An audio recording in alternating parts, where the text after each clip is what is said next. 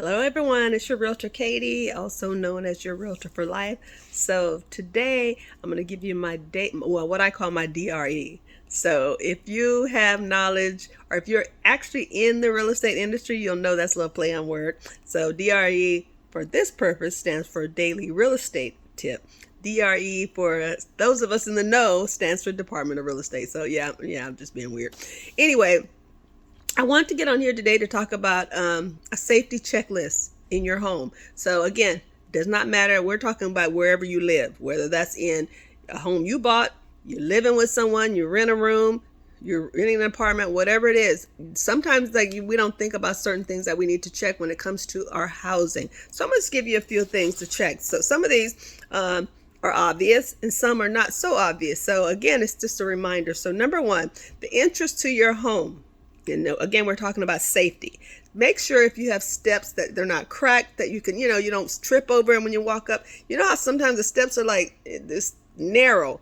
Because I have walked up, funny story, I have actually broken 2 toes walking upstairs because the stairs were so narrow. I didn't anticipate. So I would just walk, because I tend to walk pretty fast. I take long steps and I hit the stair, fell forward, broke 2 toes. So make sure in your house, if you have control of that you accommodate for that, or if you don't have control, that you just remember that. Also, make sure that especially if you're elderly, if you have some kind of other issue, that you have handrails, that if you need to grab that handrail, you can grab a handrail. So make sure you have that. Let's talk about floors and walkways. Make sure that, you keep your floors and your walkways clear.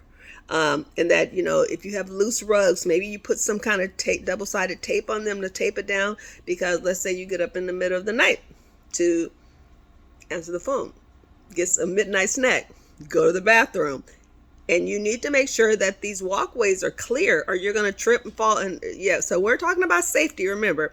Number 3, stairs. Make sure that, again, that you have handrails, and make sure the handrails are tight. They're not loose. Because I've been to some homes where, you grab and it's kind of loose. It's going to break. You fall and everybody falling over. So make sure that the handrails are tight, okay?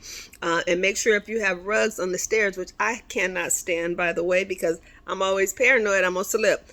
If you do have rugs on the stairway, make sure that they're secured. Double-sided tape, Again, you don't see that often, but I have seen it, so make sure they're tightly secured. Your bedrooms. Again, make sure you have a clear pathway out of your bedroom to the front of the house, the bathroom, wherever you tend to go in the middle of the night. Make sure you've got a clear pathway. Now, kitchen. There's so much that could go wrong in the kitchen. Number 1, I would make sure that you have fire extinguishers that are easy to access, that you know where they are, they're ready to go. If there's something happened, you run to that kitchen or wherever you have. I personally advise that you have fire extinguishers, especially if you have 2-story home. You have them in certain different areas. Just make sure that you have a fire extinguisher in your home. Okay, the kitchen obviously is a very important place to have it, because fires a lot of times, they start in the kitchen. Burning some stuff, start in the kitchen. Now, you act like you ain't never burnt nothing if you want to, but you done burnt something. So make sure you have a fire extinguisher that's easy to access. Another thing about that I would advise, especially for stoves, is that you have an auto shut-off device on your stove. I don't know about you, but I have actually been cooking, and especially like the ones that don't have a flame come up, and finished cooking, and I forgot it's still on. So let's just say that, an hour later it's still on. You go to bed. Who knows, right? Or somebody accidentally throws something on it. An auto shut-off device, I think, would be really good for your stove. And the other thing, that this is something that as a kid I used to have nightmares about, leaving knives out. Because I always felt like if somebody break in my house, they go get my knife and attack me with my own knife. So personally, I say, put your knives up, but especially if you have younger children, put your knives up. They don't need to be out on the counter. I know it's pretty, it's cute, whatever. But I would just say safety measure, because we're only talking safety. We're not talking, pretty now. We're talking safety. Put them knives up. Your living room. Now this, I can speak on personal experience. power strips, because in the living room we tend to have a lot of things attached. We got the TV going. I had a faux fireplace. You got lamps going on. Make sure that your power strips are not overloaded, number one, and that they're not not the cheap ones. Because I had an issue where one day all of a sudden my TV went off, and I'm like, oh my God, I just bought this TV. It's a lot of money, right? So I just happened to pull things apart, and it actually was my power strip that had become overloaded and had caught fire. Now, I caught this in the middle of the day. What would have happened had I not caught that in the daytime? Fell asleep and the thing's on fire. See, so that's what I'm saying. Those power strips, make sure you're not overloading them, and that if you do have power strips, that they're not. I think I got that one at the Dollar Tree, y'all. So, yeah. So don't do that. Don't do that. Your smoke detectors and carbon monoxide detectors. I think this is where a lot of people fail, because that thing, when it's time to change that battery and the smoke detector's going off, instead of changing the battery, a lot of people go in there and just take it down. Don't do that. Don't do that. Okay? Don't do that. So that's actually on my list. Have spare batteries on hand. Have spare batteries for your TV remote, your smoke detectors, carbon monoxide detector, whatever. Make sure that you have carbon monoxide detectors and smoke detectors operable in your home. These are very important. People actually die from carbon monoxide because you can't smell it. You sleep, the stuff get to leaking, you don't wake up the next morning. Make sure that you don't just take them off because they need batteries and you don't feel like you're tired of the beep, beep. Change the battery.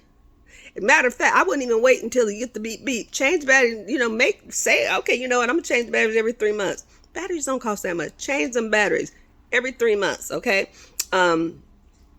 Outdoor, your garage, same thing. Don't have a lot of stuff all plugged in everywhere, because again, if you had a fire in the garage in the middle of the night, you're not going to the garage. You won't even see it. So make sure that your garage is just, that it's clear of things. When you're walking through, you're not going to trip over something, hit your head, and whoop, nobody's home but you. Nobody's going to find you.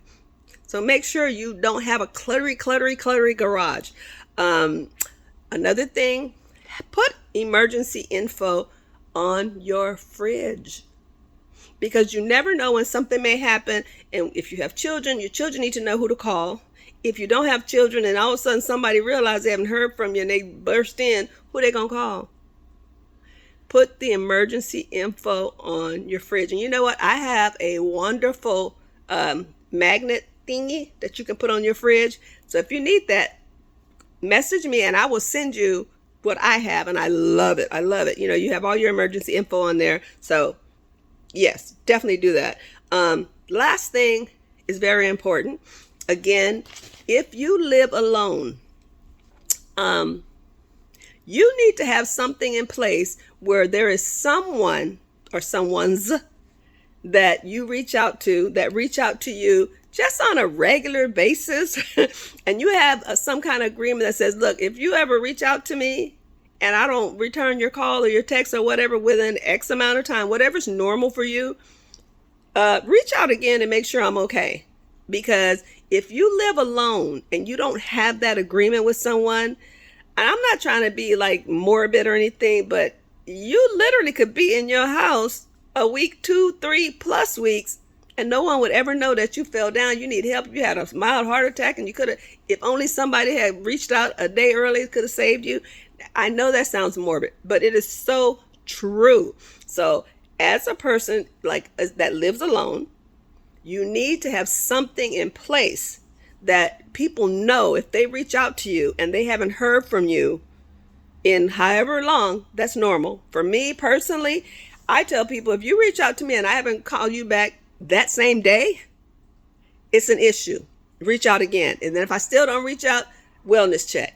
Wellness check. I do that with my own kids. I tell my kids, no, if I reach out to you and you don't at least text me back, hey, yo, I'm good, I'm cool, I'm whatever, I will do a wellness check. Ask my kids, they'll tell you. So again, this is your DREA, your daily real estate. And again, it's not about you owning real estate. It's about household stuff. So if you have any other questions, if you need any other info, I'm your girl. I can give you the resources. But again, if you want that emergency info, magnet that goes in your fridge. I love mine. Reach out and I will send that to you. It's your Realtor Katie, also known as your Realtor for Life. Have a wonderful day. And it's supposed to be really hot the rest of the week, so stay hydrated. It's your Realtor Katie.